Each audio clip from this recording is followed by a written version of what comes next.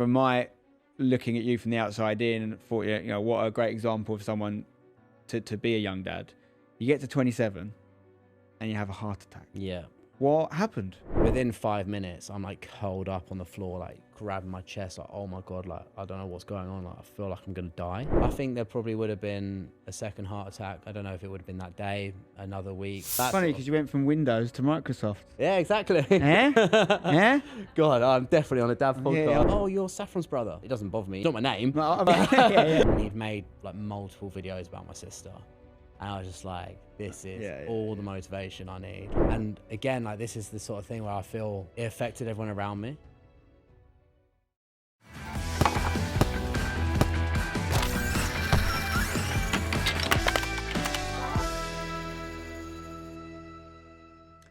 Hello everybody, welcome back to another episode of Internet Dads. No Rory this week, but we've got another Internet Dad that's joined us. Someone I've known for a very long time, Mr. Casey Barker. Casey, how are you? I'm very well, thank you. I'm actually gutted Rory wasn't here. I'm surprised Rory's not here. I know. Because obviously I'm from Brighton and Chelsea obsessed with Brighton. So I thought, he does. he'd definitely be here. He has a lot of enemies in Brighton, Rory. Like, you would never see him in the town of Brighton or city of Brighton. Is that what it was? I think it's risky. I don't think that's why he's not here. But It was, I've heard about him. I would have liked to see you hold him to task, because Rory, we talk about it a lot in this pod, he's very strong in his football opinions, but when he actually is face to face with someone who's, like, for example, my dream would be getting him against James Maddison on a pod, because he said a lot of things about Maddison, and I think he'd just shrink. But no Rory today, but obviously Rory will be back very soon. But Casey, I think I've known you and of you now for probably close to a decade, I think, not far off. Yeah, I mean, I started 10 years ago. Yeah. And then I probably first met you probably only like maybe 6-7 years ago. But Well, we've been in the same like areas. Yeah. Like, I've been involved in one of the Wembley Cups. Yeah, of course. But I don't think I really knew you at that time. Like, No. I knew a lot of you. Yeah. Probably knew less of me because like growing up, I've loved football. So like your content was my type of content. Okay, nice. Whereas the other way around, mine was very family focused from the start, from the get go. Before I had kids, like, it was family, like my brother and my sister, my mum and dad. Like it was always like that. So I feel like I probably had a much better understanding of you. Well, this is why you're me. such a great guest for us to have, because you've been in this space for such a long time, but way ahead of most people both your age and in this scene. My first awareness of you came from when you started playing for Rebel FC, which is obviously our friend Cal Freezy, who's the main man here, along with Chip at Fella Studios. But at the time, it was like a rivalry, not between you and me, but between my team, Hashtag, and your team, I mean, Rebel. back then, I was like, oh, I hate Hashtag. Yeah. I think the day Rebel folded, I think I got a Hashtag shirt.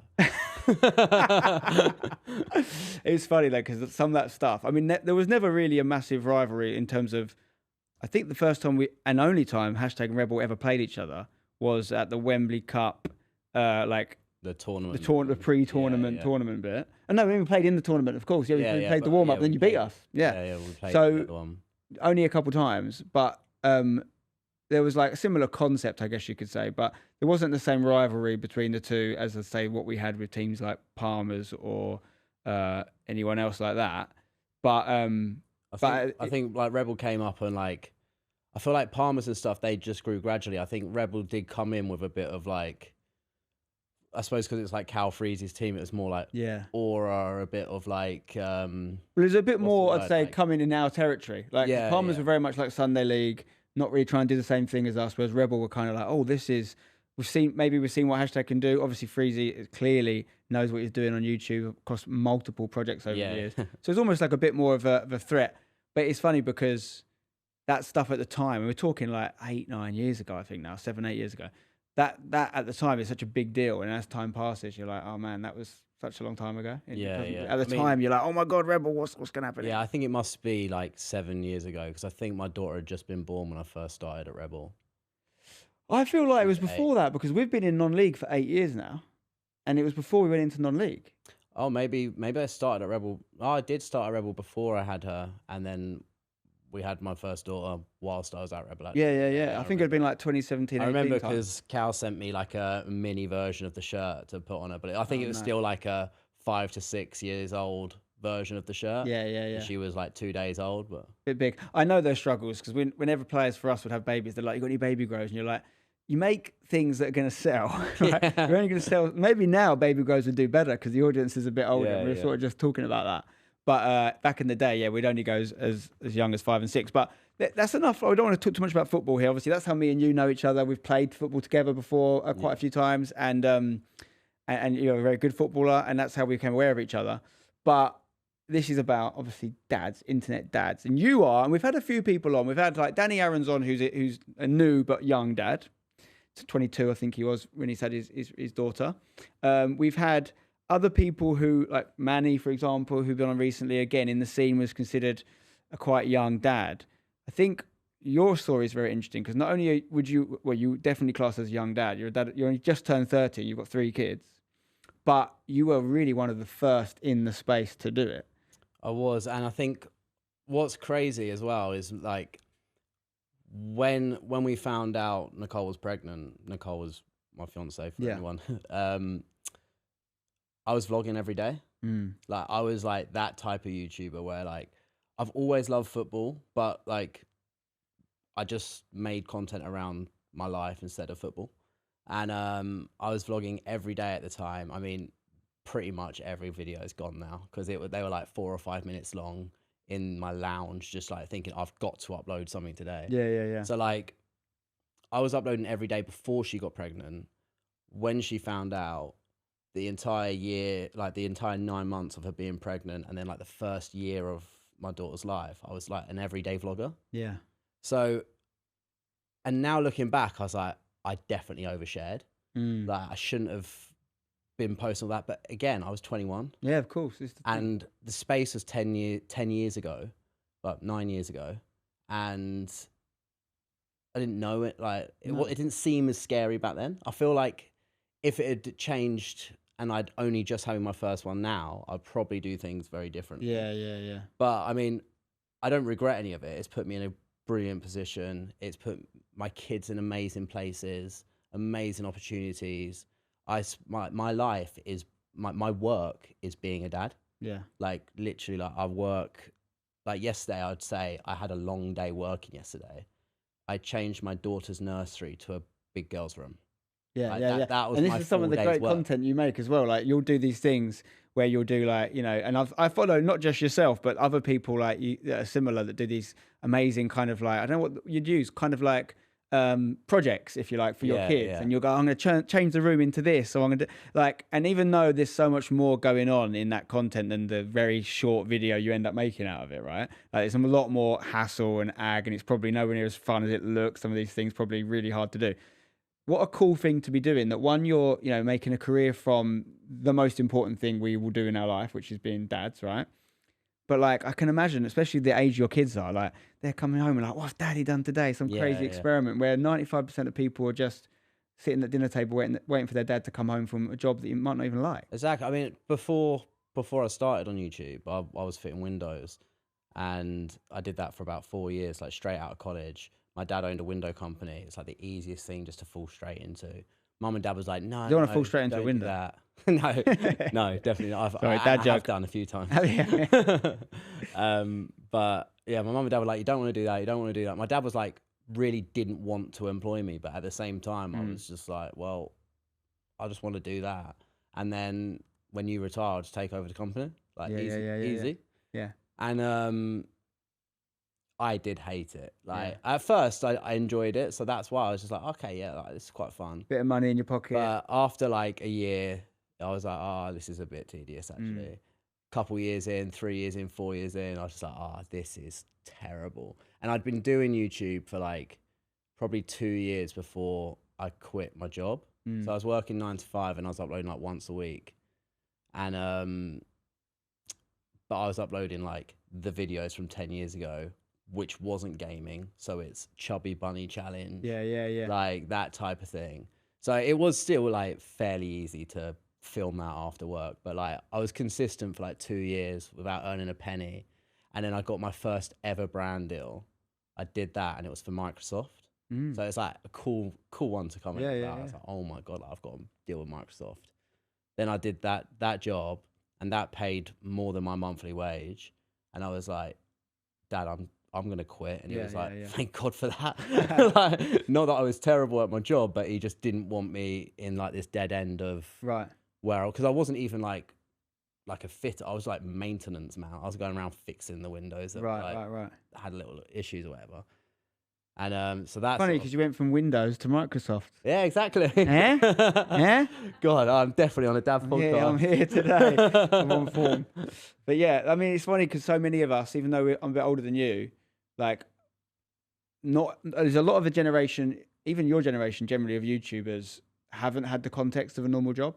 You know, they didn't do that they went straight in, and that can be good, that can be bad. Like me, I used to deliver solar panels for my dad's solar panel business, and I'd done so many jobs before that and after that, around before uni, after uni.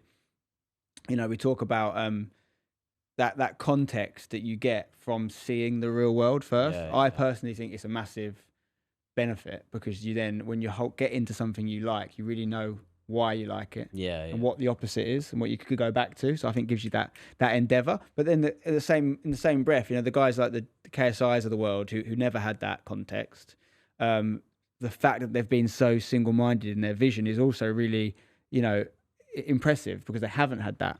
But so much I want to talk to you about, because we'll get into later, like, you know, first of all, I'm not going to get into it now, but the fact you had a heart attack is so amazing, not in a good way, but, you know, like, incredible, really. And what that means as a young man as well. We're going to talk about that.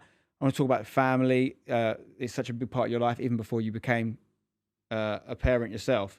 But you also come from that little area of the world, don't you? Like that area of the world, Brighton, as you mentioned, or South Coast. Like, again, we've had Joe Weller on, who's also that part of the world. We know Thea Baker very well. You've obviously got that. There's some documentaries that have come out recently about, is it like the Brit Crew they used to be called, or what have you? You've got the Zoellas of the world. A couple of the episodes of that, yeah. Obviously, Alfie. Like Zoe has moved down with Alfie. Joe's moved down this way. Like, yeah. There's quite a few, but I'm also like, I feel like YouTube is very cliquey, but like rightfully so as well. Like, I feel like it's hard to like know who your real friends are, who you can trust. So like, I get why it's quite cliquey. And like, when I was part of Rebel, I did feel like I was part of that circle of like the London YouTube gang, because I'd see them all the time. I'd like have nights out with them. Obviously, I played for Rebel, did a lot of like after parties and stuff like that. But they were never like my friends or anything like that. But I was always very lucky because my family do it. Yeah. So I never needed any friends in the space, because if I'm like feeling low or like down about something to do with work, my family understand it, and they're going to be honest. Yeah. They're not going to be like, "Nah, you're the man. You're smashing it." Blah blah blah. Like, they're going to be like, "Yeah, well, yeah, you haven't uploaded this and that one. You didn't really edit properly." Like, they'll be brutally honest with me, like for any of it. And I feel like I'm very lucky where I'm. Although, I'm from Brighton, where there's notoriously a lot of YouTubers. I'm not really friends of. It's not like they're teaching it on the curriculum down there. Every Brighton school is like a thing about YouTube. It's coincidental, basically. There's so many people. Yeah, I mean, actually, I actually got invited into one of the really, really good schools in Brighton to speak as like an entrepreneur about my job. Oh, nice. And it's a very, very academic school. Yeah. And the fact that they're realizing and understanding about this is a path that you can go down. When was that? It's last year. Because you know what, the reason I ask is, I don't know if I've told this story before. So I went to grammar schools, and the school I went to in sixth form is one of the really better ones in the country. I think even still now I saw something about it being in the top 10.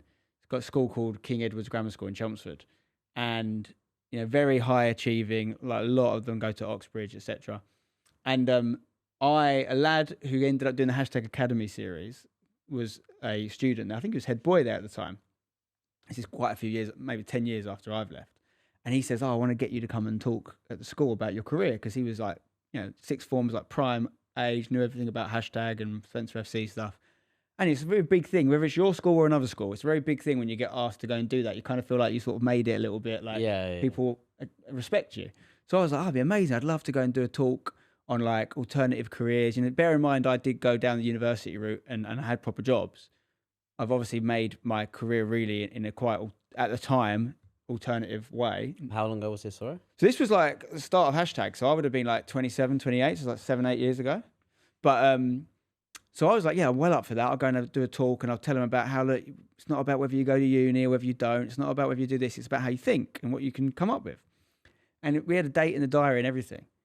And he'd arranged it as head boy. And then the head of sixth form, who was my head of sixth form when I was there, was still there. So she knew who I was. Yeah. Vetoed it and said, we don't want Spencer to come in. We don't want anyone, her exact words were, we don't want anyone to come in who's made a career out of playing games. Oh my God. Because obviously gaming and playing FIFA was really my that same route school in. now would kill for you to come in and speak. Yeah, I'd like to think so. I have been asked to do some things at other schools in more recent years, but it was a real kick in the teeth actually at the time. Not that it was something I was chasing. It was something that came to me, but I was like, wow, because you go from thinking, oh wow, I've been recognised for doing something good, especially when it's not like you're a lawyer and you've done what everyone knows is a well-trodden path to success and you've made it. You don't need that pat on the back because you inherently know. When you've tried and you've had a lot of failures and things to get to this new thing, when the institutions and like the establishment sort of say, yeah, you've done well, it does have an effect on you. It does feel nice. For then them to basically do the reverse and go, actually, you're not important. What you did is frowned upon. It's like the opposite effect. So it never changed my my motivation or anything, but it did like make me kind of not like the idea of my old school as much, which is silly because it's actually a really good school. I had a really good time there, and it's just one person's opinion. Ultimately. I mean, they should be really proud of where you're at, and I mean, what you've done is amazing. I'm sure it's better than 90% of students that have left and gone down the exact path that they wanted them to. Yeah, I don't think it's about like better or worse. I think it's more about like in life, it's so important. We talk about this all the time, don't we? With like, you know, representation of different segments of society and things. It's so important to see an example that have been done before of something you want to do. Because I didn't have that. Like I didn't have. So what I had is like, so Joe Thomas went to my school, who's Simon from the Inbetweeners, right? And I had and we had this sort of comedy club at school, and that was massive for me, and ended up doing stand up and stuff off the back of it because it showed me there was a route to that, but there was no one that was like making videos or making a YouTube career because it didn't exist. Yeah. So it's not so much about like, if you want to be a banker or you want to go and be a lawyer or you want to be a management consultant, that's amazing. That's really good if that's the optimal use of your skills and you're happy, because that's all that matters. But you've got a million examples of them. You don't need a management consultant to come in and tell you, if you go and get these grades and you can go and work for KPMG, like everyone knows that. Yeah. But there might be 2 or 3 kids in that school right now that don't fit that mold and don't have anyone telling them that's okay. So that's how I look at it. Is like, it'd be nice for me to be, you know, I was doing like uni, even before uni radio, hospital radio, all this stuff when I was just getting murdered for it. Like, you're going to do hospital radio, like just mugging me off. I didn't have anyone telling me it's actually quite a good thing to do if you want to go in those routes. I had to just back it. So I think that's why it's important. And I think academic schools shouldn't shy away from celebrating those routes. I mean, when I got the invite to the school to do that, I was like, oh my God, like this is like, that's crazy. I would never expect, and they told me like it's the first time they've ever had like someone that's gone down that path ever come into sport. They've had like famous actors and stuff like that, but they're like fully established actors and stuff like that. So it was a big thing for me. And then I was told, like, you're going to go on like the entrepreneur panel. I was like, okay, cool. And then next to me, I had like this like tech engineer guy that ran like $1 million companies. Like this other side, I had like this startup guy that was doing like medicines. You're like, I changed my daughter's bedroom into a safari. Literally, and I was just like, I don't know where to go with this, but like I could tell the kids were so engaged, and like they opened up like questions after, like every question was at me, and I was just like, oh my God, like this is so cool, like these, and like also like I could tell the kids were like so intelligent that were sitting there, like so well behaved, so well mannered, like, and they were so interested in my job as well. Like one of them started like laughing a little bit, like, you know, just as you do, like they're like 16 years old, like they're like probably, I don't know, maybe farted or something like that. Yeah. There's something stupid, and I started like laughing at it, and he like put his hand up like whilst I was talking. It's like, I'm so sorry, I'm going to excuse myself to the back of the class just because I've got the giggles. and then it's just like that room of like people that are willing to put their hands up and say, I'm going to like remove myself from this situation quickly. Yeah. Because the school I went to it wasn't amazing. I don't want to talk too bad about it. I don't want to offend anyone that's still there, but it was the total opposite to the school. Right. Like, yeah. But that's good that these schools are looking at things like that, because my issue with it is if you get too bogged down in like UCAS points, if they're even called that anymore, whatever it is, like the things that you need to get into university, whatever, I think schools can become results orientated. but you forget what the grades are for. Like the grades, what are the grades for? They're supposed to be a way of setting you up for a life that you want. Like, so if I get good grades in this subject, it's going to help me go and study that subject or get a job in that industry.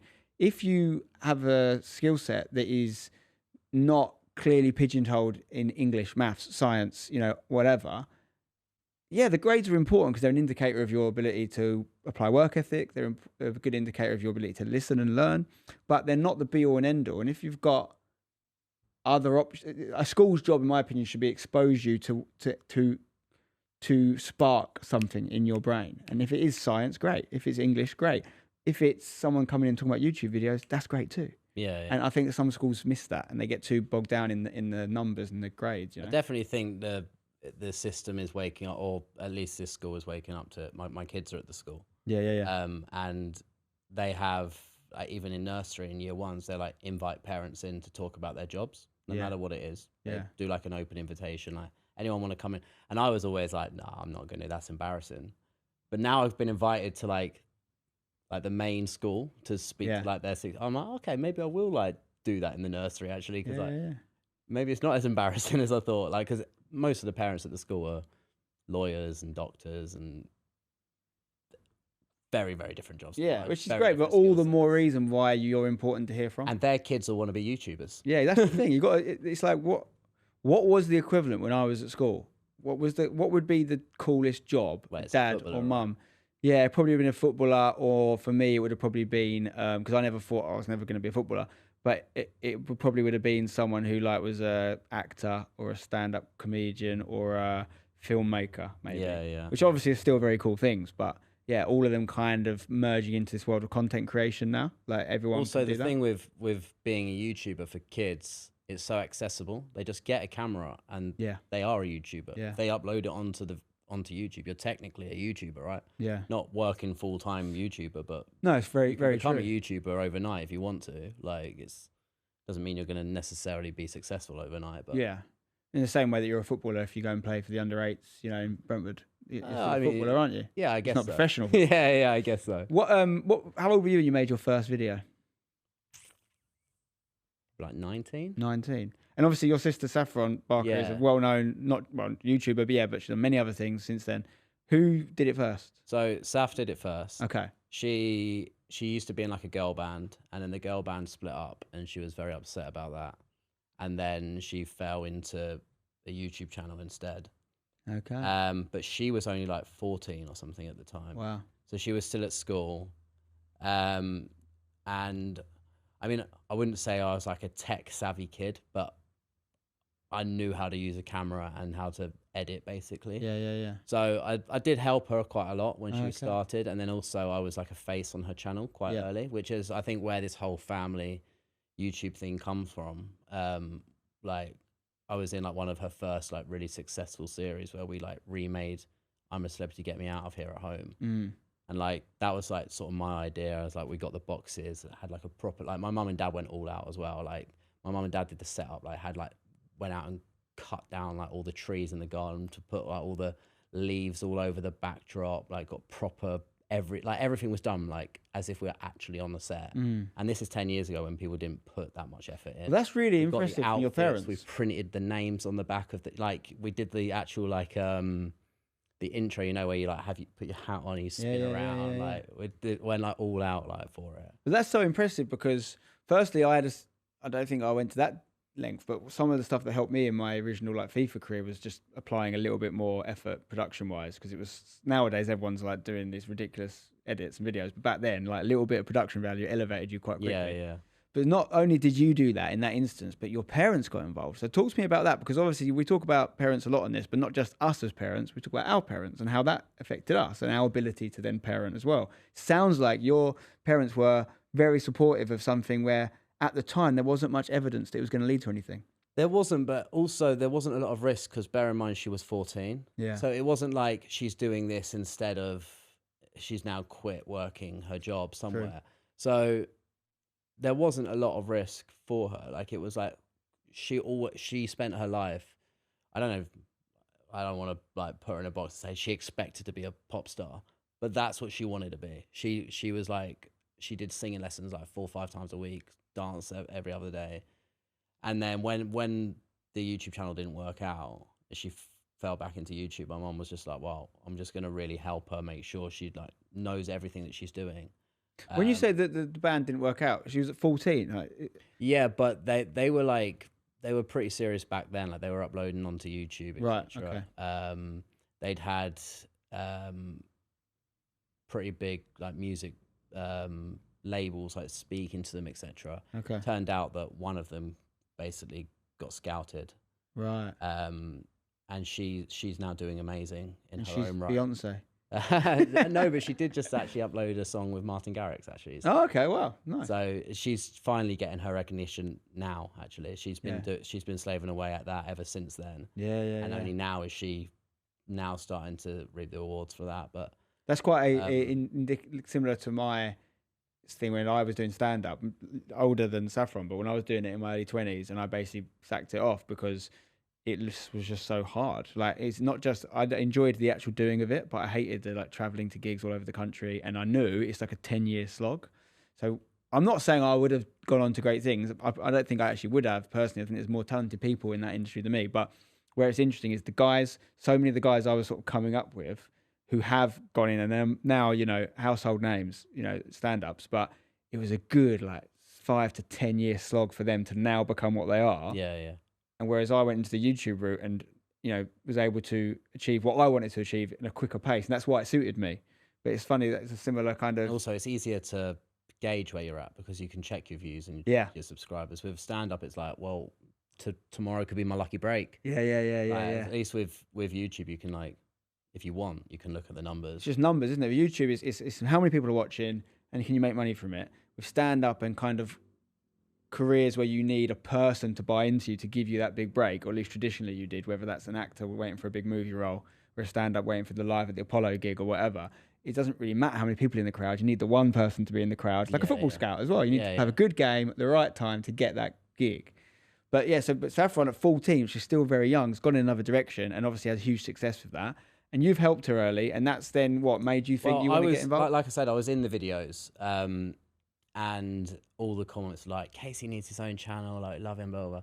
I realised after, anyone that jumped on a channel, like, you could put a brick on there with a smiley face, everyone in the comments would be like, they need a channel. Like, back then, like, anyone that was in a video needed a channel. But I like fed into that. I was like, oh yeah, like, maybe I should make a channel. Like, it was such a different time. And I mean, I grew up, like, I loved acting and stuff as well. Like, I was in like a few shows growing up, and like, it wasn't anything I took like really serious, but like, it was something always I enjoyed. And I was just like, maybe like this could turn into me becoming an actor. Like, you never know. Like, this could like be like a new route. Better than fitting windows. Anyway, actually, to be honest, when I first started, I didn't expect it to become a job. Actually, because even back when I started, it wasn't a job for Saffron. Like, she was just having fun with it. And she was getting subscribers and she was getting invited to cool places. And so I did see that when I started, but it wasn't like, I didn't expect that to come, if you know what I mean. Like, well, like, but also because even though you're like, you and I share a passion for football, because your content wasn't in that genre, I imagine your demographics are probably quite different. My demographics are about 85% female. Yes, that's so different to me. Yeah. Obviously, like, almost opposite. And I'd love to say it's because they all just look at me and think, what a stud. But it's not quite. I think it's more, the kids are very cute. They love Nicole as well. Well, it would have been something different to that when you first started, though. Because you'd have been a young, what, I mean, 18, to be honest, I don't know lad. what my demographic would have been back then. Well, if Saffron's, was your early audience kind of, did it come from Saffron's? I mean, probably for the first year, yeah. It would have been female, then, but wouldn't it, really? quite quickly we went down different directions. Yeah, like Saffron was a 14-year-old girl, so, and people liked her "What's in my school bag" type of videos. Like, they followed her for her life as relatable. My followers weren't going to see me going to school, weren't going to see what GCSEs I got and stuff like that. Like, it was a very different, but obviously similar style videos at the start. But then I think, as I got older, our audiences have gone completely different directions. Like, there was a point probably like 6-7 years ago, I'd very, very, very rarely get recognized and someone said, "Oh, Casey," it would be, "Oh, you're Saffron's brother." And I mean, it wasn't ever. It doesn't bother me even today. Like if someone says, "Oh, you're Saffron's brother, aren't you?" It's like, yeah, I am. Like, you're correct. It's not my name. But, yeah. But people think that my surname's FC. Oh, I've got a great one for that. So I went to my cousin's wedding on Friday, right? And so, my brothers are both in the space as well. But my older brother Seb, who's doing a lot of massive things. He's been on this pod actually. He's doing a lot of things in golf. Like he's got the Big Wedge golf channel with Freezy and some of the Sidemen boys. He's got his own golf channel, doing very, very, very, very well. And he got involved off the back of my stuff originally. He wasn't even a YouTuber at first. He was just helping me with my stuff. Then obviously he started doing golf. So he's lived with that for many years. You're Spencer's brother. What's funny is the first time ever for me, even though I get a lot of people coming up to me now, and I've talked about it on this pod before, saying that they grew up. They always say you were my childhood. We grew up watching FIFA series, and now they love Seb's golf stuff, and it's because they're older. And golf, that football to golf transition is so typical. It's one of the reasons we started this pod, because we also realised people are getting into this stage of life, having kids. So even though I've been well aware of Seb's sort of rising trajectory, this was the first time on Friday, one of my cousin's mates comes up to get a picture of me at the wedding. I get a picture and all that, and he's going to his missus, takes a picture. You know when they're like, who am I taking a picture of? He goes, it's Seb on Golf's brother. And I was like, no, that's never happened before. The rise and fall. I haven't actually told Seb yet, but he'll be buzzing with that, I think. But that's the first time. Because the other thing as well, because I've always traditionally gone by my middle name, Spencer Owen. Owen's my middle name, because that was the name I used in stand-up. So when I was doing stand-up, I made all my social media accounts with the same name for obvious reasons. When Seb and Saunders then get in the space and they start using our actual family surname, there was almost this idea that either we were like half-brothers or... they'd call Seb like Seb Owen, and he used to hate it because he's like, Owen has nothing to do with me, right? So I feel like the tables are starting to turn, and secretly he'll probably be loving that. But no, but I mean, I think there's this idea, isn't there, of like early YouTube, right? It's not about whether it's a sibling or it's whatever. Everyone needed a route in. Do you know what I mean? Yeah, and I mean, I do get a lot of, well, to be honest, I don't anymore, but I did at one point get a lot of like, well, you only made it because of your sister, and like, to be honest, I'm probably doing it. I started it probably for that reason. Yeah, but everyone has a reason. Every YouTuber has a brother or a sister. Yeah. Well, most do. And not all of them have made like a life out of it. We're talking 10 years into it now. We can't be using that sort of line. Certainly, I would say if someone asked me, I'd be like, would Seb have ever got into YouTube if it wasn't for me? Probably not. I think he'd probably admit that. He's an unbelievable golf YouTuber. He's very, very good at it. He knows things that I don't know, like about YouTube, that he's learned, and like, so it's like the start is irrelevant, really. It's whether you got the passion and then the ability to make a career. And that's, so like, people talk about nepotism. This is not even that, but like nepotism, like football managers getting their sons in, or actors getting their sons in roles. Yeah, but were they good at the thing? That's actually what matters. Of course, we need equal opportunity. We need a chance for people to get jobs that haven't got connections. That's really important. But the judge, Frank Lampard, is the best example. Frank Lampard used to get slated as a young West Ham player. There's that famous Redknapp clip. Yeah. Who is his uncle? Yeah. So that is so easily, at the time, they were like, Harry, what you're saying he's going to go to the top? What are you talking about? You're his uncle. Because he hadn't been amazing for West Ham.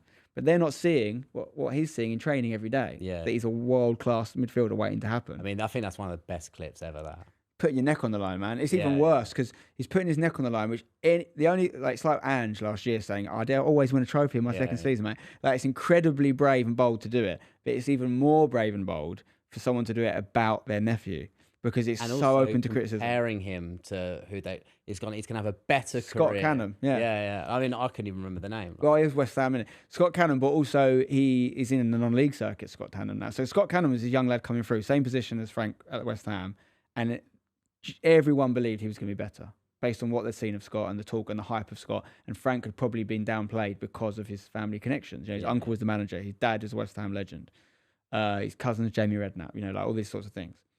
But stats speak for themselves. No disrespect to Scott, who never broke through at West Ham, but Frank Lampard is the best goal-scoring midfielder the Premier League's ever seen. Yeah. It's just unbelievable. But yeah, we can talk about that stuff all day. I think it's very fascinating how you got into it. But I want to now talk about what you then did with it. And, you came in sort of 18, 19 as a YouTuber. How old were you when you found out you were going to be a dad? 21. 21. So that's, by most standards, I'd say considered young. I mean, yeah, definitely pretty young. I mean, to be fair, my mum and dad are very young grandparents. Like, my mum was 20 when she had me. So did that feed into it? Does that mean that as a result, you'd always seen that in your parents and thought, oh, I'd like to be young? I never saw myself as like being like an old dad, but I mean, it wasn't something I was necessarily planning at like 21, like, oh, that's going to be when I'm going to have my first kid, etc. And I mean, bear in mind, she's only 19. Yeah. So we're 21 and 19. She's at uni. I'm like doing YouTube, but not really earning loads of money out of it. But sort of that's the direction I want to go in. So it wasn't like, okay, now I'm ready. I have realized I don't think anyone's ever ready. Exactly. Like you could win the lottery tomorrow and you're still not ready because you need to work out what you're going to do with your money first. Like no one's ever ready. You just get ready. But what was going through your head when you found out? Because you 18 when were you 18 or was Nicole 18 when you got together? So I'm trying to get you in any hot water here. I'm just trying to work out how long you've been together. No, so I'll tell a story here, which I don't know. I can't remember. This is a huge story in my life. Right. I don't know if we've ever really told it online. Okay, well. But basically, when I first met Nicole, she told me she was 18. Right. And I was 18. Okay. And we'd known each other for a little while. She was actually just on a 2-week exchange program from Brazil. Oh, wow. And it was during the 2014 Brazil World Cup. Yes. So I see her wearing all this Brazil stuff, and I'm just like, why are you not in Brazil, basically? So started speaking to her. And then I was drinking it. I had like a beer in my hand or something, so I assumed she just thought, okay, well, he must be at least 18, so I'll just pretend I'm 18. So it's just a little throwaway comment. She said that she was 18. And I'm sure neither of us expected to still be together for this long. Yeah. But then I spent the next every day for like 2.5 weeks with her before she went back to Brazil. Wow. Thinking she's 18. Yeah. Not that the question would come up again, really, but just assuming she is. She then went back to Brazil. She then had a birthday whilst in Brazil where she turned 17. And I'd turned 19 during that time as well. So I'm thinking that she's 19, but she also didn't tell me her birthday, so I didn't know that she'd had a birthday or anything. She took it all off of Facebook, etc. Anyway, it turned out she was actually 16 when I met her. And she was deliberately like keeping that because she told you she's 18. She was trying to. It was one of those where she's like deliberately keeping it because she doesn't want to come across as a liar. But it was just a throwaway comment. But I didn't find out for 6 months when she came back to England and we tried to get served at a bar and they asked. Oh, so she didn't even own up to it. It just happened. Oh my god. Yeah. Well, then she was just like, "Oh, I'm not well actually." And I was just like, "Oh no, just give me your ID," because now they're asking for your ID for me to just get a drink. So just like, let me just get a drink. Just pass me your ID. She's like, "No, I don't feel well." Anyway, a long story short, that. Yeah, she was 16. I was 18 when we first met, but in my eyes, we were both 18. And but you've glossed over one of the most interesting parts of that story is that you've got a girl from Brazil who's over for a very small period of time. You met her, she's gone back, and you've kept it going. Like that's a massive thing, especially at that age. Definitely was not something I ever thought was gonna be a thing. I mean, at that sort of age, I was definitely not looking for like a relationship. When I met Nicole, it was immediate. Like this is completely different to anything I've ever had before. So took it pretty serious, but then she had to go home after like 2.5 weeks. And very sad, lots of tears when she left. I thought, I'm never going to see her again. She was always like, from the day I met her, she was like, but I'm going to come back. Like, I don't want to be studying in Brazil. I want to study abroad. I'll come to Brighton. Like we can make this sort of thing work. But I just think, okay, I've heard all this before. I've met so many friends I meet on holiday. They're always going to come down to Brighton and see me. I've never seen a single one since. Yeah. But she did. She came back. This was in July. Then she came back in December. She stayed with us for like 2 weeks in December. And she went back. Then I went over there to Brazil to like meet her family and stuff. And then on your own? Completely, by so myself. And you're like, what, you're 18-year-old lad like going to Brazil on your own. For a girl you've only spent really a couple of weeks of time with. Yeah, I mean, it's crazy. Like to think back, like especially to think back what I was like just before I'd met her. What were your parents saying about all this? Because I'd love to know, like, fast forward to when your kids are 18. They go, I've just met this girl or boy. down the club, and I'm going to go to Brazil to see him, would you be like? I guess you'd be like encouraging it because you've done it yourself. The thing is, I don't know if I would encourage it. Really? Yeah. I mean, it's hard. Long distance relationship is hard. I wouldn't recommend it to anyone. But if it was your daughter going all the way to the other side of the world for a boy, you'd be probably more worried than the reverse, wouldn't you? Probably, yeah. If you're lad, you're like, go on, then go Brazil. And the fact that her parents were open to that. I mean, obviously, the first time she came over wasn't to come and meet the guy. Of course. It was for her to study English. But they let her come back later in the year. But I'd spoke to her family on FaceTime a lot whilst she was still here. Like she's really close to her family. And I think she could tell that I was very close to my family, and her family could tell that as well straight away. The first day I met Nicole, I tried to get her to come home to my house to meet my family, which, bear in mind, I'd had like lots of like, not proper girlfriend. I'd say I probably only really ever had one girlfriend before, but like lots of like little flings here and there. Like never ever invited someone to come back and meet my parents. Right. After our first date, which was literally like a walk along the beach to the pier and back to the car, it was like out for like an hour. I was just like, oh, do you want to come home and meet my parents? She was like, absolutely not. No way. So she didn't that day. But then I ended up taking her to like Thorpe Park and then on that day it had been pouring down all day. Then I ended up bringing her back to my house for a roast dinner. Like my dad made a roast dinner, so everyone met her. She went and met my nan and granddad, who like I'm really, really, really close to. Like, and this was all within that 2-week period of her first coming over. So there was something that obviously just sparked this different, which is crazy as well, because we didn't even understand each other on our first date. Like, how was her English? Her English was good, but she had such a strong accent. And also, she'd only ever learned American English. So she didn't understand my accent at all. Apparently I speak very fast. Like, well, we all do to non-English speakers, I think. Yeah, but I was the hardest out of my family for her to understand. Like, she was just like, when I met your family, I was like, oh my God, why are they so easy to understand? Like, but now it's funny because she doesn't even have it doesn't even sound like she's got an accent anymore. Yeah. Like now people think she's English. Yeah.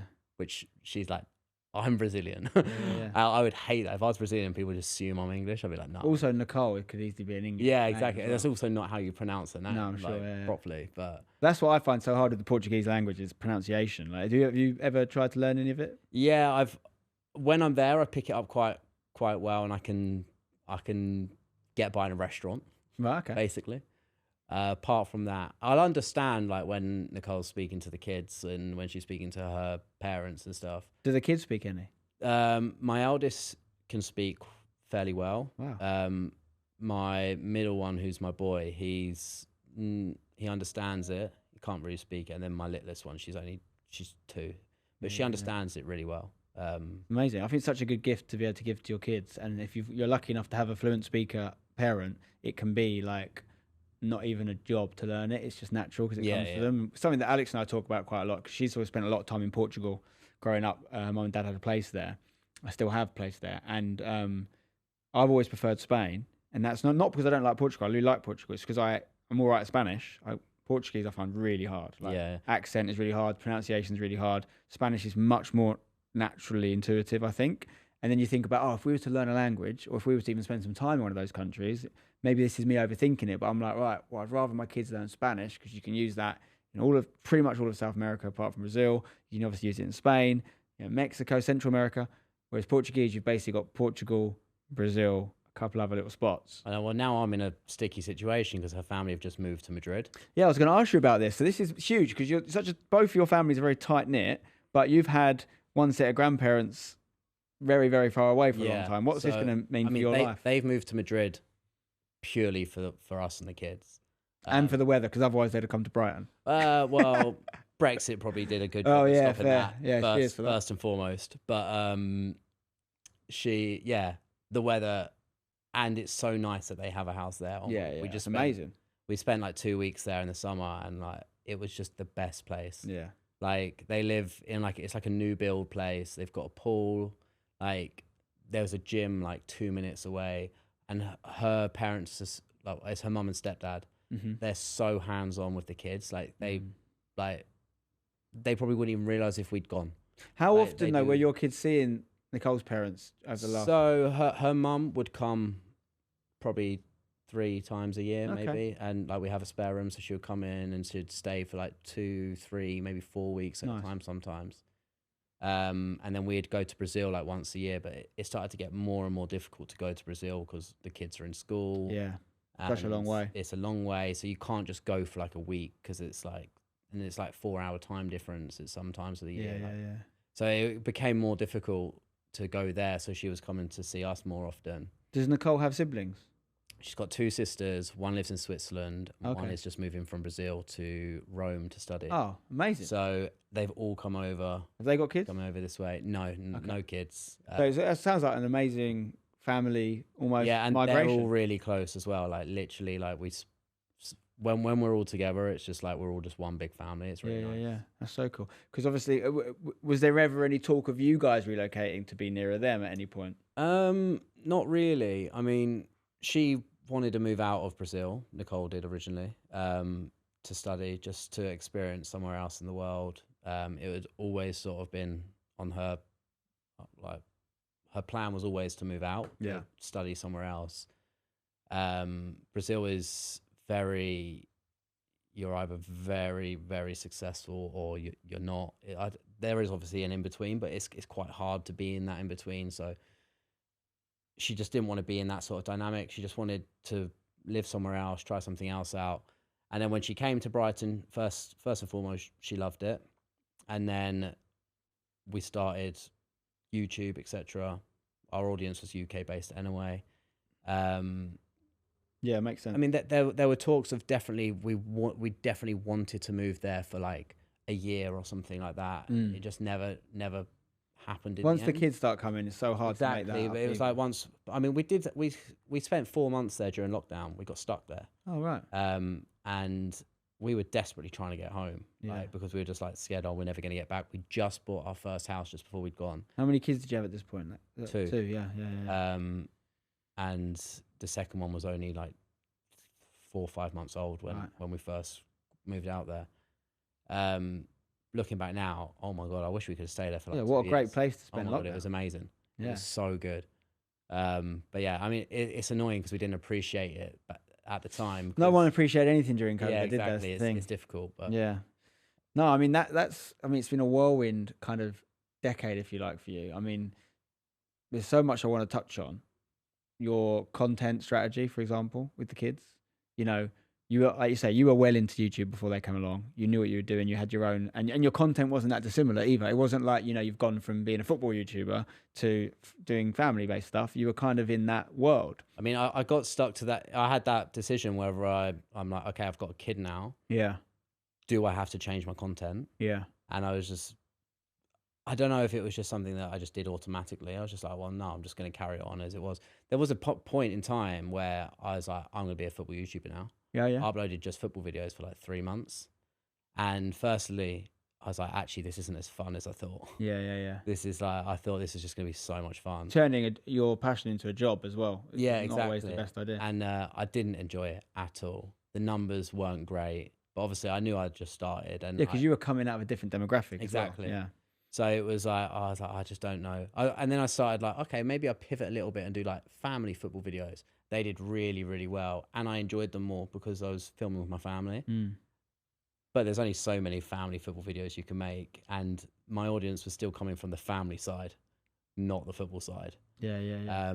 But then that's when Rebel came along. Yeah. And that took all the pressure of me having to become this football YouTuber because I was just like, I'm an actual football YouTuber now. Like I'm a footballer for a YouTube team. Yeah. I don't need to like do this other thing at the same time.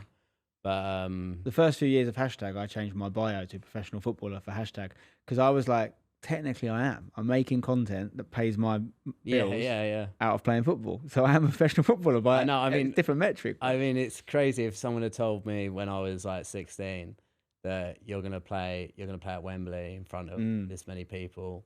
And you're basically going to be paid to do it as well. Yeah. Like I would be like, wow, I know. I must be really good. That's really good. I must get so much better from the age of 16. Yeah, I mean, so many footballers have amazing careers and never play at Wembley. Exactly. So many. But did you moving into football content briefly, was that what put you on Freezy's radar to then play for Rebel? No, I emailed. Oh, did you? You got in touch with them? Yeah. I just found his email somewhere, and just sent him an email. I was just like, I'm from Brighton, but I'm willing to drive up. Like, I play like county level at the moment. Like, I'm a YouTuber, this and that. And he was just like, sure, we're doing like a trial day on this day. Come up, see you there, basically. Nice. I like that even more because you had a bit about you to go and make it happen as well. It's not like you needed someone to put it in your lap. You went and made it happen. That's always good. I mean, that as well is, I think that really helped me build my YouTube career as well. Although it wasn't my direction or anything like that, it helped me meet more people in the space. Yeah. Feel more comfortable in the space as well. Like, yeah, it's important to see. It's important to try and, especially if you're. It's great that you've got that unit down there and you've got the little sort of YouTube community down there. But it's also really good to expose yourself to other people doing different things because it helps your creative juices get flowing. And you're in a different kind of segment of YouTube, but you can still take bits from people and apply it to your stuff. Before we talk about your heart attack, I want to talk about you grew up in a family that had your parents fostered children as well, right? So I grew up when I was first born. My mum lived in a flat, and then we moved in with my granddad, who owned a care home.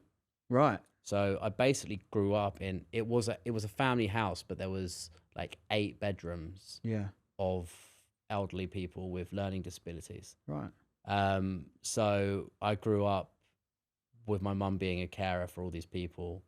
My dad had just started his window company when I was born as well. So he was just like long hours doing that by himself. My mum was a carer for that. So I grew up around elderly people with learning disabilities until, well, I moved out and we still had a couple that lived with us. So basically their care home shut down, and all the people that lived in it had to have somewhere to go. We couldn't just put them into another care home. So when my mum and dad moved out, 3 of the elderly people came and lived in our house with us. Wow. And they stayed with us until, obviously, they unfortunately died like 10 years later. Like, wow. They obviously, one went, another one went. And then when the last one died, we still had these 2 spare bedrooms in the house.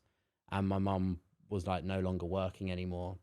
And she's a carer. She loves kids. So then she started doing mother and baby first, actually, which is where you take a mum who's just had a baby, who's quite often, not always the case. I don't want to offend anyone and say the wrong thing, but quite often it's someone who has been thrown around the care system.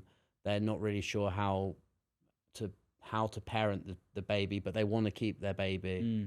You need to make sure they're in a safe environment, etc. So my mum started doing that, and we'd be looking after these little babies and the mum would both move in, and then my mum would just basically have to like assess how she's doing it, give advice, which obviously some mums, they didn't want the advice. It was a really difficult job. Other mums were like very welcoming to like, thank you so much, it's really helpful. But some of the kids that came through were like, a lot of the time also actually the mums have maybe been in an abusive relationship and they've had to move out of from the dad, and he's been very abusive, etc. The kids have been like open to that. They've seen it all happen. A lot of the kids have come, they swearing at us, like, and for us, like, I felt like we grew up in like this little bubble, like cotton wool, like we're very family orientated, like there's no drama in the family ever. And then we've got like these little like 2-year-olds coming in, like effing and blinding at us, swearing, and I'm just like, oh my God, like, I'm scared of that child. Like, how old were you at that point? So this is probably when I was 14, 15, my mum started doing that. And then it just evolved into, well, now we have a kid that you need to foster, etc. So I was only there for a few years when my mum was doing the fostering. But as a sort of teenage lad, you were, I'm sure, helping as well and like learning what it was like to care for a baby. Yeah, in actually quite difficult circumstances as well. Yeah, I think that's one thing which. Also, I'm the eldest, so I've always sort of been that figure where like I've seen like help out, like do this, do that, seen what to do. Also, I've seen what probably not to do. How did that inform your opinion on fatherhood yourself? And obviously, then when you find out at a fairly young age you're pregnant, you and Nicole, do you think that gave you a bit more context? You sort of knew what to expect. You weren't as maybe scared of it as another 21-year-old might be. Probably without realizing, yeah.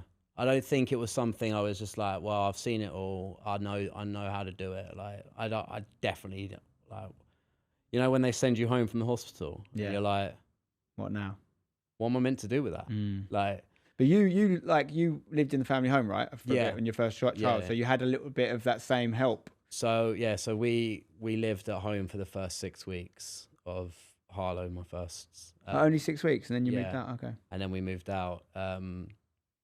But that was never the plan. Like once she got pregnant, like it was like, right, goal is now get out of the house before like I don't want to be living in my mum's house with the kids. Like, I just want our own place, so where we can have our own space. Especially for Nicole, bless her. Like she's come into someone else's house. Yeah. Obviously, like she felt like family, but she's come into someone else's house, and now bringing another one in, and they're gonna wake up in the night, and you never know. Like she probably would have felt uncomfortable about that, although she definitely didn't need to. But it was also such a blessing in disguise. Like my mum changed her first poo. I feel like I knew how to change a nappy, but she'd done it, and I was just like, oh my God, mum, she's done a poo. Like handed her over, and she was just like, you want me to change it? I was like, I don't know what to do. Like you do it. And I feel like obviously I would have been fine. I could change it. Yeah, of course. But she was there, and it was like, you do that. Makes such a difference. I don't want to do that one. It's all about seeing someone not panic. You know. Yeah. Oh, mate, it's not a big deal. I mean, it's easy for me to say, but I was like 11 years older than you when I had to first change my kids. Do you know what I mean? So it's very different thing to have to do at 21 or whatever age. But yeah, so what was your parents' reaction when you told them you guys were pregnant? The initial reaction was, I mean, they were shocked. Because obviously your mum was a young parent herself. Yeah. She knew what that meant. Yeah, so she was shocked, but at the same time, I think she was she was worried about me because I didn't necessarily have this drive in me to be. I was still working for my dad. Was I still working for my dad? I can't remember. I think maybe I was like, that was just as I was still working for my dad a little bit. Yeah. I wasn't really earning any money on YouTube. I didn't have a place. I didn't have like any proof that this was going to be good. This is going to work out.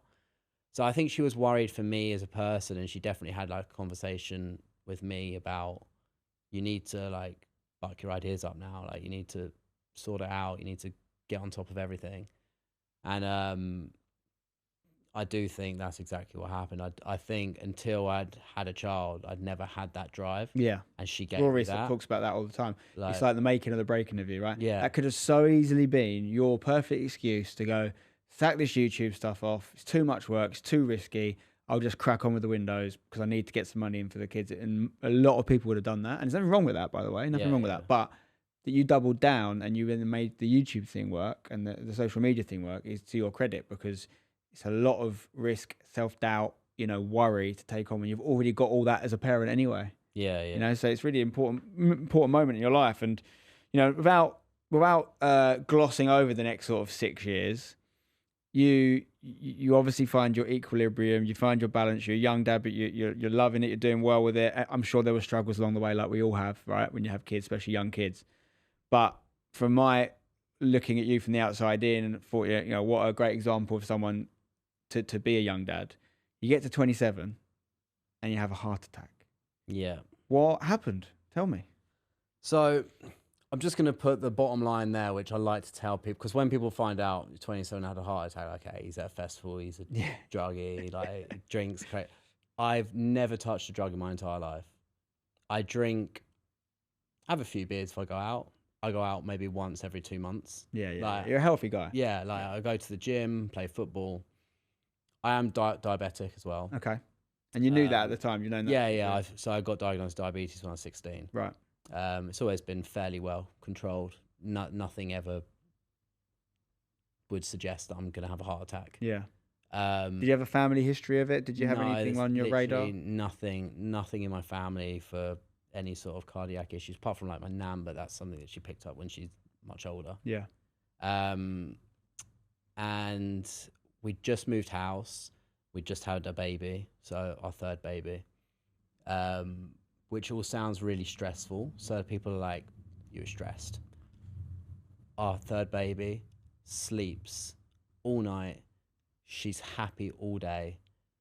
There was no stress from that. We just moved house. I was so excited. I wasn't stressed by the house. Like, I wasn't stressed.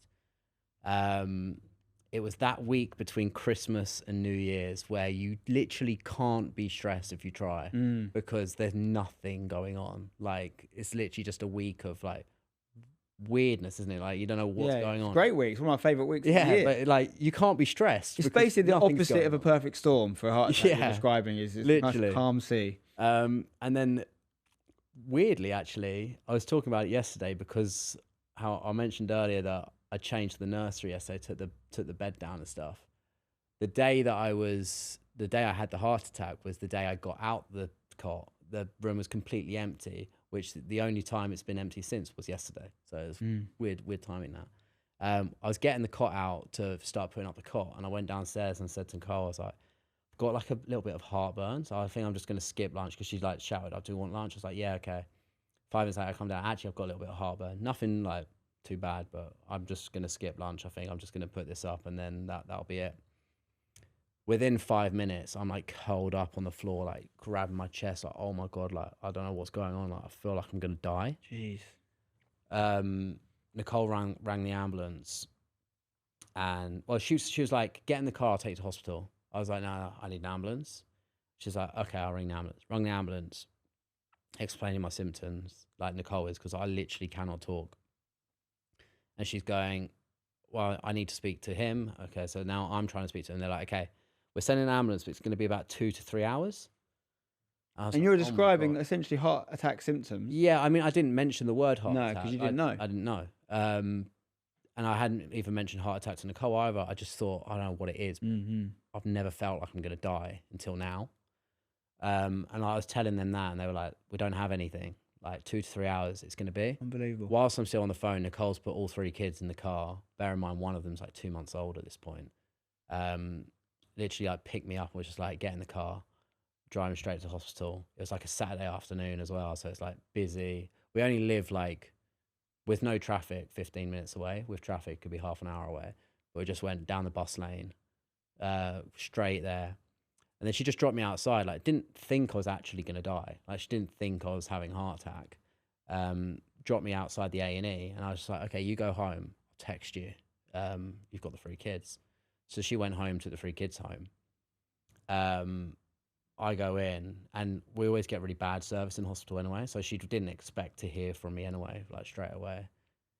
I'll tell the receptionist, I'm like, you can even barely talk at this point. Yeah, I basically crawling, like put my hands on it, like leaning. I'm like, my chest is really tight. I think I might be having a heart attack. At this point, this is the first time I've said heart attack. Like, I never mentioned it to Nicole. I didn't say it. Like, I got to reception. It wasn't even like I was thinking, I'm going to say I'm having a... And the receptionist looked at me and went, you're not. Go sit down, and I'll check you in a minute. There's other people here. Because basically, I'd pushed in front of people in the queue. Like, but what's she going, you're not based off of? Because you're a young lad? That's what, actually, she went, you're not. You're too young. Go sit down. Oh, my God. And I've looked at her, and I've gone, I think I am. And she's gone, please go and sit down. I'm dealing with something else. And like, I get it. Like, she probably was dealing with something else. She probably hears that a lot. People go, yeah, there will be people that try like try and push in and say, I need to be seen because I'm having this, I'm having that. So I'm like, maybe she's right. Maybe I'm not having a heart attack then. So I turn around, and I just collapsed. Then next thing I know, I'm being picked up, put in a wheelchair, being rushed around to like the critical unit. Yeah. They'd run a few tests, and within like 20 minutes, I'm in theatre. They're putting, I was like so high on morphine at this point. Like, I barely remember anything. Were you in a lot of pain before the morphine? It was more like you couldn't breathe. It was, I can't remember the exact feeling apart from the fact I thought, like, I'm going to die. Yeah. Like, literally, like, I can't remember if it was shooting pain, because people are like, oh, what was your symptoms? Because I keep getting this thing down my arm. And I'm like, I don't know. Like within 5 minutes, I went from I've got a little bit of heartburn to I'm about to die. Like there was no like in between for me. There's no like for days before, nothing. Like, so that's basically how I got into this place. And then they took me into the theatre. And then literally my scars are so pathetic. I'm like, I've had a heart attack. I've had 3 operations on it now. And these are my 3 scars. Because they go in here, and an angiogram goes all the way around and into your heart. And they go on that side as well. You think they go on that side because nearer your heart. So, yeah, it's always been on my right. I don't know if it has to be on the right, but they can do it from somewhere like groin, in your groin as well. But yeah, they've always gone in the same place. And at this point, they still didn't know if I was having a heart attack. All my blood levels suggested it. Yeah. But until they actually go in and have a look with a camera, they don't know. And then the surgeon literally looked at me and went, right, I need you to sign this if you can. If you can't, I'm going to do it anyway. But I need you to sign this because you are having a heart attack. I need to insert a stent right now. Otherwise, you're going to die. So just sign it, please. You're going to sign it, aren't you? No one ever is going to go, let me just get my lawyer on the phone. But literally, like, when he's speaking to me, it's so weird because all of this is like a bit of a blur. Like, I've sort of been told about this since, like, the doctor told me, the surgeon told me. Like, it's all a bit of a blur, but him saying to me, like, sign this, you're going to die. And then literally, like, you know when people talk about when they die and they come back to life, like, they've had, like, cardiac arrest. My heart didn't stop, thankfully. And they see, like, the flash of light, and they see the other side, and then they come back. I feel like I had that, but without having that. Like, I felt like I saw my kids' lives just go on without me, and I'm such a big part of their lives as well. I'm like, oh, but I'm not going to be there. And like, in a selfish way, I'm like, I want to see that. I want to see that. And like, in my head, like, I saw this entire thing play out all within like a split second. You saw them like grow up, and literally, it's such a crazy. It's something which I've never really spoken about since, because it's not something that, like, when people ask about it, normally I'm just like, yeah, it was tough, but I'm all right now.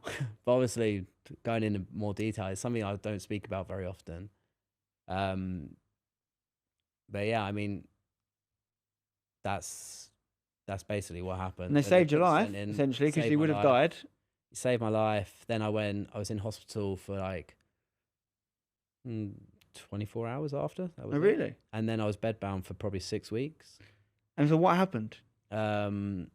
What caused it? They don't know. That's the thing that's a bit scary. That still is scary now, because I had no symptoms before. They don't know what it necessarily was, because they said it was quite likely cholesterol. Okay. However, my cholesterol wasn't that high. And I don't eat high cholesterol diet or anything like that. So they don't know. My official diagnosis from the surgeon was, it looks like you're pretty unlucky. So is there anything, I know you keep fit and you look after yourself. Is there anything you can't do now that they say you can't do? That you can't play football, for example? You can't do this, can't do that? No, so I mean, I was pretty scared about all that. I thought, I'm never going to be able to play football again. I'm never going to do this and do that.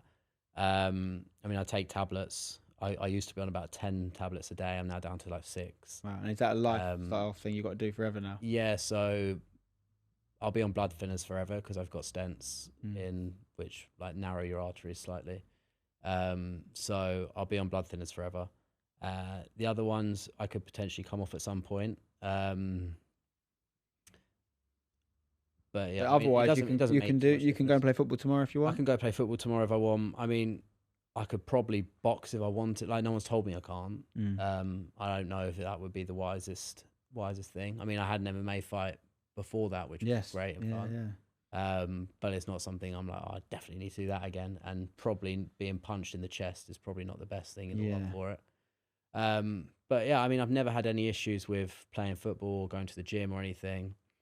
After the heart attack, and I started a rehab, before the rehab sessions start, you do like like an assessment. Yeah. And it's basically the bleep test, but it's half the distance. So it's the actual bleep test, Okay. but it's half the distance. So you're walking the whole thing. And then obviously towards the end, it's still pretty quick. So you're like running constantly. Before I did that assessment, I'd been in bed all day, every day. Even going to the toilet, I was like, no, I'm not doing it. I did the assessment and I completed the whole CD. And the woman was like, I've never seen that finished before. Like, by someone who's had what you've had. Yeah, bear in mind, I am like 25 years younger than their normal patient. Yeah. I should hopefully have done better than them. But like, I finished the CD and she's like, I never even knew what the end sounded like. Like, that's crazy. Completed it, mate. Yeah, literally. It just shows you that you're a healthy guy. It's like huge confidence. After that day, I was just like, okay, well, I'm going back to the gym then. Yeah. So I started going back to the gym literally the following day, looking after myself,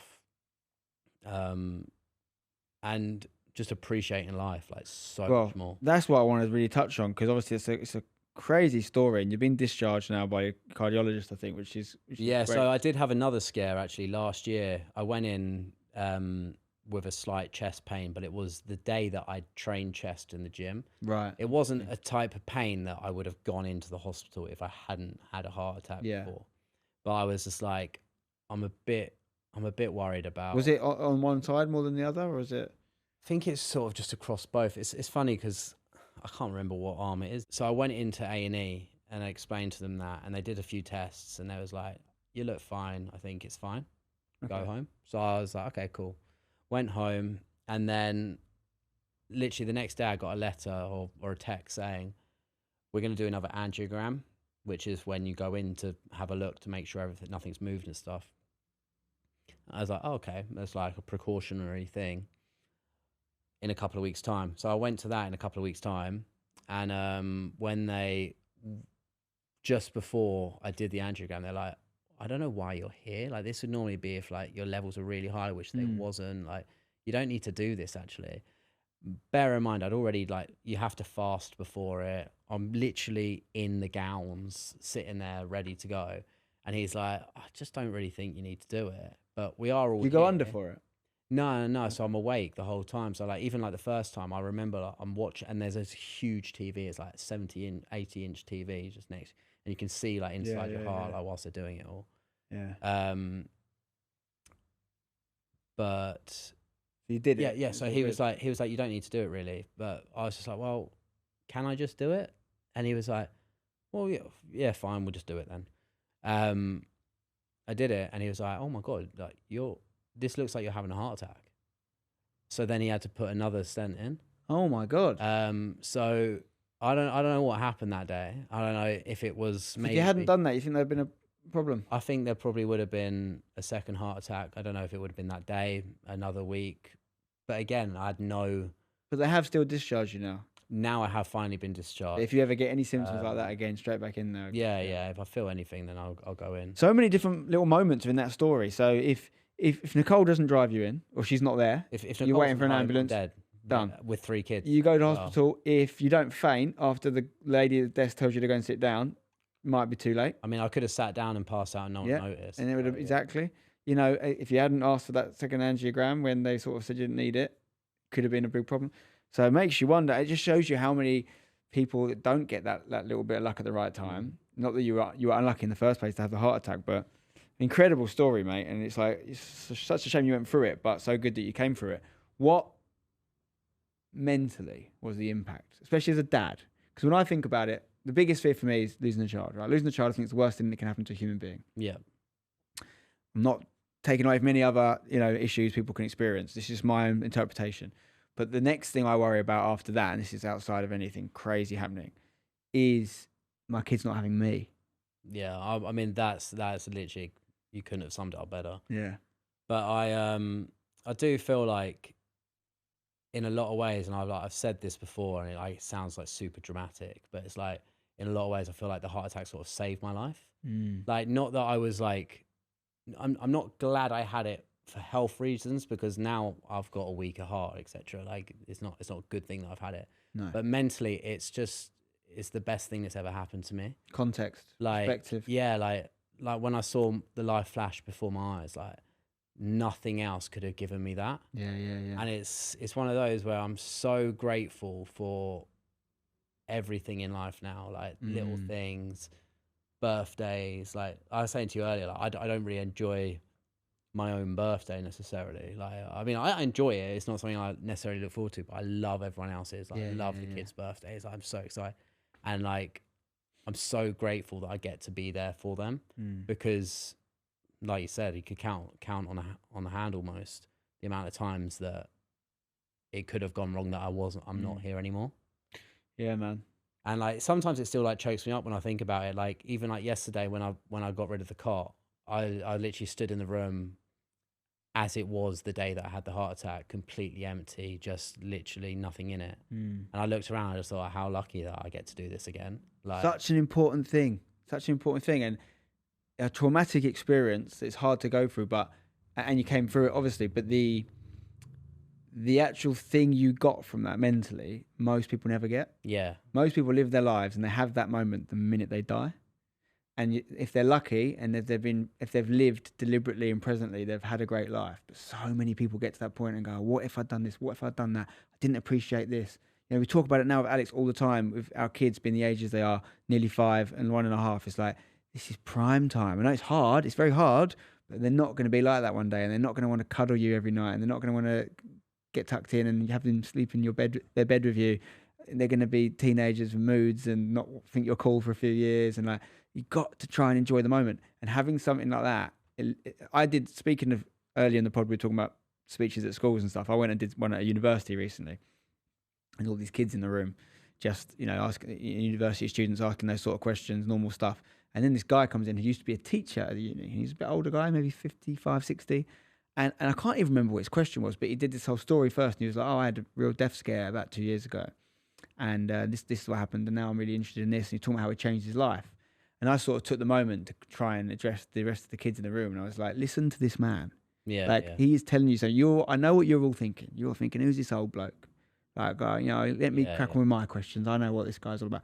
This guy has had a gift in a hard way of something that we can only ever really wish for, that knowledge, and listen to it, learn from it, because that is the key to everything. If you can do one thing in life, in my opinion, it is being able to enjoy the simple moments, which is hard for people like me, actually, sometimes, because I'm an overthinker and I'm always, you know, phones are really bad for this. They allow us to do anything, anytime, but they keep us away from where we are. Something on here is always more interesting. It's taken us to another place. Yeah. And we're not here.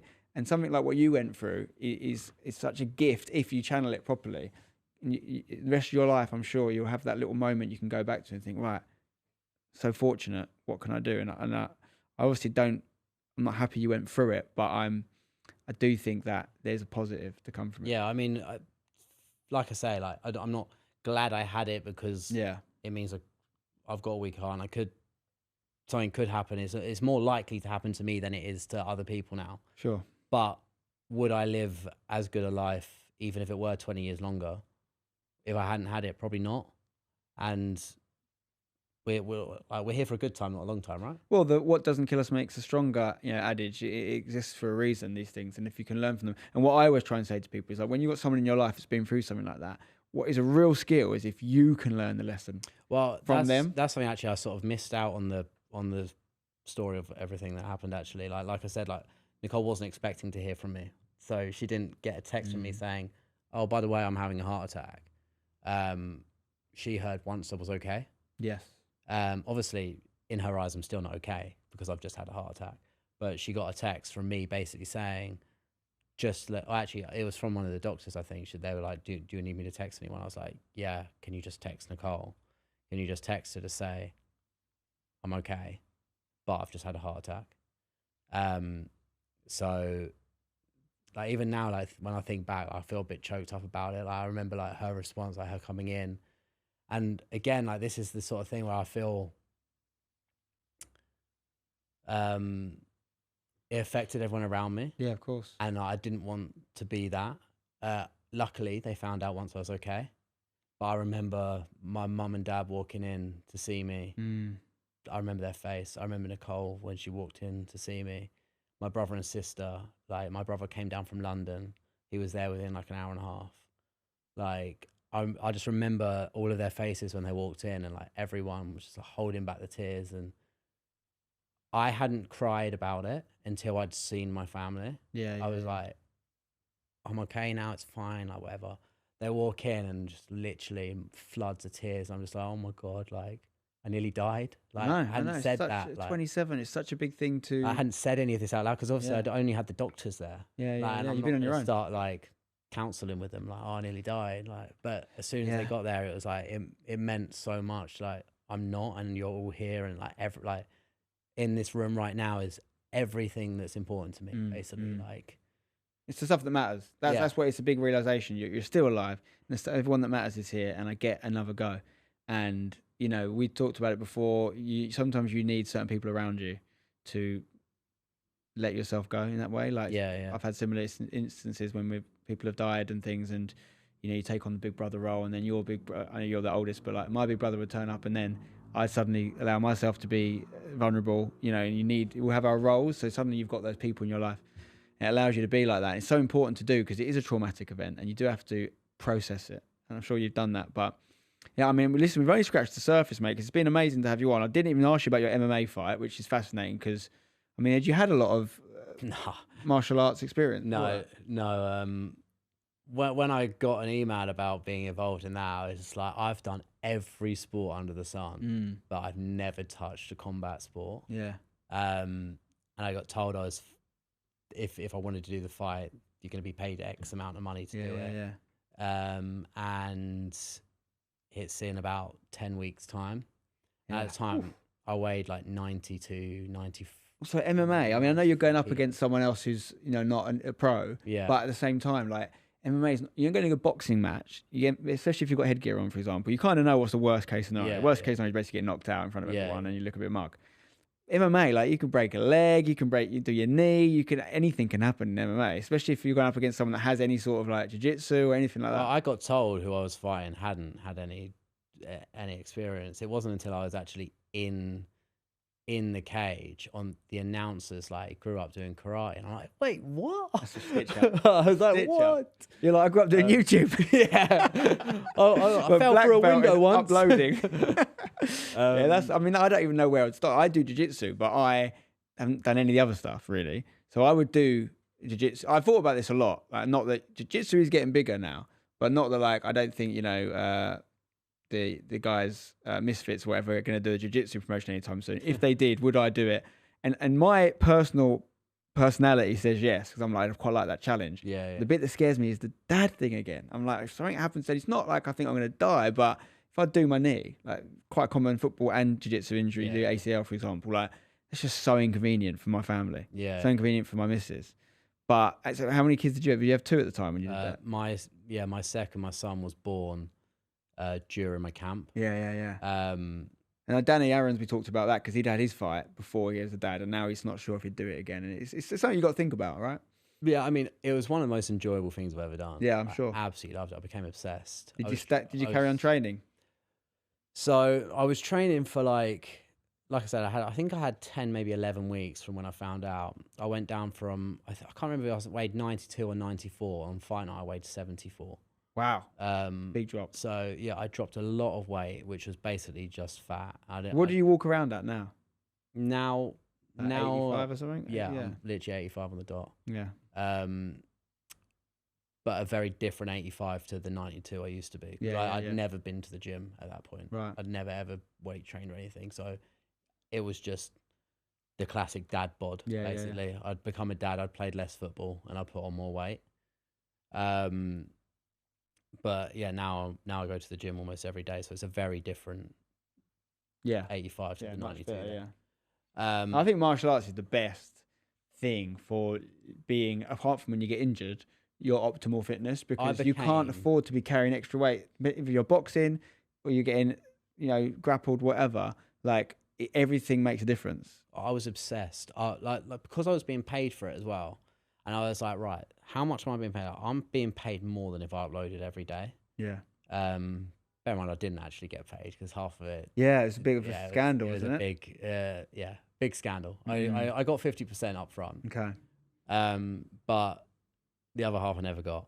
But I was just like, I'm I don't want to lose this. And at the time, the guy I was fighting, he's like, he's a nice guy actually now, but at the time he was like one of the commentary YouTubers that basically slagged off other YouTubers, and he'd made like multiple videos about my sister. And I was just like, this is all the motivation I need. Like right now, this is perfect. So I was like, I'm not going in that cage unless I'm winning. I was getting up at like 5 o'clock in the morning to have potatoes and chicken. Then I was going to fitness training for 2 hours. Then I'd do grappling at midday. And then I'd be sparring at 8 p.m. I was training like 3 times a day, eating like 7-8 meals a day, and just shredding off all this fat at the same time. Like, I was obsessed with it. And then I had the fight. I won the fight. It was like one of the best nights ever. Like, oh my God, this is so much fun. The fight was in like mid-December. And then I was like, okay, I'm going to go back in the new year, carry on. So then I started going back in the new year, but now I don't have a fight. Now I'm not being paid for it. Yeah, it's different. And now I don't have the same amount of time. People are still trying to punch you in the face. And I still enjoyed it, but then I started to get less fit. And the guys which I was sparring before that I was absolutely battering are now starting to beat me. Yeah. And I'm like, this is not fun anymore. No, it's got to be about motivation. I loved the growth of how much better I was getting, and people around me going, oh my God, I can't believe you can do that now. I can't believe you did this, did that, blah, blah, blah. And like, I'd only been doing it for 10 weeks, but I was in the gym as much as someone who'd probably been there 4 years within that 10 weeks. But you reverse engineered it, because unless you're going to become a Jake Paul and devote your whole life to boxing after you do something like that, and really try and get as good as you can be. The reality was you were never going to be a pro. You might be getting paid to do these sort of cards, which is really cool, but you were never going to be like the best guy in the gym, because there's always be someone there who's all he does is this, and he's a dog, like, and he lives to fight. Like, you're probably never going to be that guy because you just have other things going on. That's the reality of it. You need to be all or nothing. And suddenly you've gone from having what most people, if they're lucky, ever get from fighting, which is being paid, and like the inherent motivation to be a pro. Most people have to find that within themselves with no end goal. Some of their first fights they don't get paid for. Like, they just have to earn the right. You got that day one, as a lot of us have in this space, and then you have to like just do it for the fun of it again. It's hard, man. I had the same thing with baseball. I did a whole baseball thing for like 6-7 months, getting trained 3 times a week baseball, got pretty good, loved it, was getting well paid for it. I haven't hit a baseball since then, even though it's a skill I now have. Because my motivation you probably enjoy, right? Yeah, if someone said, do you want to go down the batting cages or not, I'd be, fairly handy still, and I would enjoy it. But like, why would I do it? Why would I seek it? Like, I'm never going to go and play for a baseball team. Yeah. Because I've got too much other things going on. I'm also like 36 years old. Do you know what I mean? Like, that's my regret, is that I found jiu-jitsu later. I would have loved to have, maybe I'm in my own head about it, but I would have loved to have been in my prime, like 20s, and then tried to be like what you did, and be as fit as I can, and get very good at martial art, and then compete. Now I'm in my own, even though it's age bracket, so I could compete against people my age, no problem. I'll always be like, oh, I never did that intense period to get really good really quickly. And now I'm always thinking about injuries, and I'm thinking about overworking myself, and I'm thinking about being a dad. But I'm still very fortunate with physically fit. When even yourself, after what you've gone through, you can still do the things you want to do. So that is a gift in itself, right? And you know that because you've had that context now. You walk down the street and see people every single day that can't do this stuff. We got to hold on to it. That's important. Keep ourselves young. But there's lots of people I know in my life with various issues and things, and they just haven't got the option of ever doing the things that bring us joy. So you have to find a way of getting that joy elsewhere. So we've got to hold on to it. There's so much more we could talk about, mate. We'll have to get you in another time maybe, but it's been amazing. I mean, the fostering thing is actually, we only briefly touched on it because it's something really interesting to me. It's something Alex and I speak about a lot. I've always been keen to adopt children, and Alex is on board with that. It's one of the reasons we're considering whether we don't have a third natural child, because we want to leave space, if you like, for that. Yeah. And then I'm also interested in the concept of fostering, and Alex's concern is the potential disruption it could cause on our kids. And if we was to go down that route, I think we want our kids to be like teenagers before we did that, so they were, somewhat developed and understood what we were doing as a family and how they can help with it. And there was obviously some disruption there for you having that, but also I think on the other side, you were brought up in a family that were not only clearly loving and caring, but were extending that love outside of the family and helping people. And I think that's such a worthy thing you can do in life. So I applaud your parents for doing that. And I think yeah, not just kids either. Obviously, you talked about the older people as well that you guys helped. So, yeah, I think that's one of the best things humans can do, particularly in the world we live in now, where there's so many people that need help. To finish, we've got a little tradition we like to do. You're 30. So in 10 years, you're going to be 40. That's the big one. I'm a little bit nearer that than you. I want you to look down at camera number 4, and I want you to talk to 40-year-old Casey Barker. What do you hope he's done? What do you hope he is achieved? What do you hope, more importantly than achievements, he is as a person and for his family? Oh, that's a tough question. I know. You take your time. 40-year-old me. Where do I want to be? If I'm still fit and healthy, that's the goal. To still be fit, still be healthy. Kids are fit and healthy. In 10 years' time, my kids are going to be like 18, 16, and 12. So hopefully we're all still close. Obviously, the kids will still be close. But yeah, I'm hoping just fit, healthy. I feel like this answer is very different because I've had the heart attack. Of course. I feel like it probably would have been more numbers driven. It would have been more money driven. Like, oh, I'm hoping I'm going to be here. I'm going to be living here. I'm going to have this house and this car. But really isn't that anymore. It's just, I hope I'm healthy. I hope I'm fit and healthy. I hope the kids are happy. Nicole's happy. My parents are still thriving. The family's all thriving. We're all just positively looking towards the future, towards the kids' adult lives, which will be very close.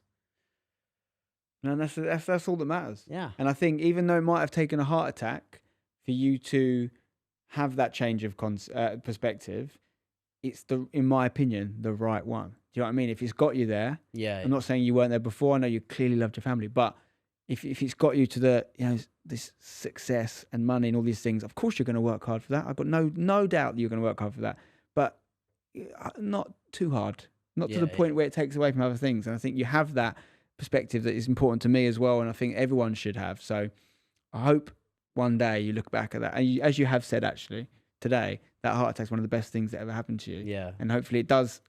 I'm sure it will allow you to continue to do all the things you like to do and live that healthy life, and you keep on top of it.